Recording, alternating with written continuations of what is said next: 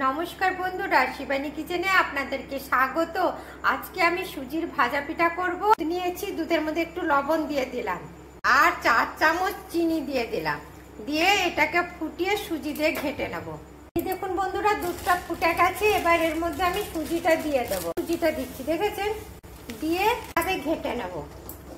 একটু করে সুজি দেব, দিয়ে একটুখানি করে ঘেটে নেব যতক্ষণ না আঁঠালটা হচ্ছে। এইভাবে আপনারাও একটু একটু সুজি দিয়ে পুরো আঁঠালটা তৈরি করে নেবেন।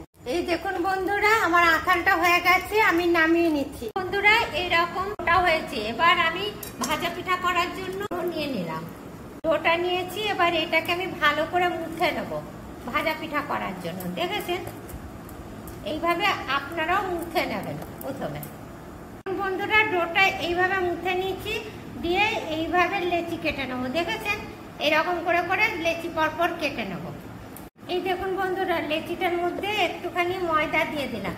দিয়ে এইভাবে করে একটু মুখে নিয়ে এবার গোল্লাটা পাকিয়ে নেবো। এতে কি হয়, লুচিটা বেলতে গেলে আর কোনো ফাটে না। দেখেছেন? এই দেখেছেন কি সুন্দর গোল্লাটা হয়ে গেল। এবার আমি এই লুচিটা বেলে নেব। ভাজা পিঠা করার জন্য লুচিটা বেলে নেবো। এই দেখুন,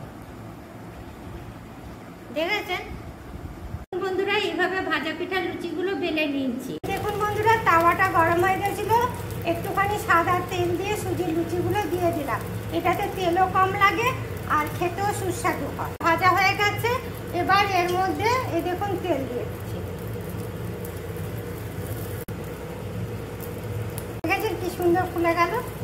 আপনারাও ঠিক এইভাবে সুজির ভাজা পিঠা তৈরি করবেন, দেখবেন খেতেও ভালো, তেলও কম লাগে।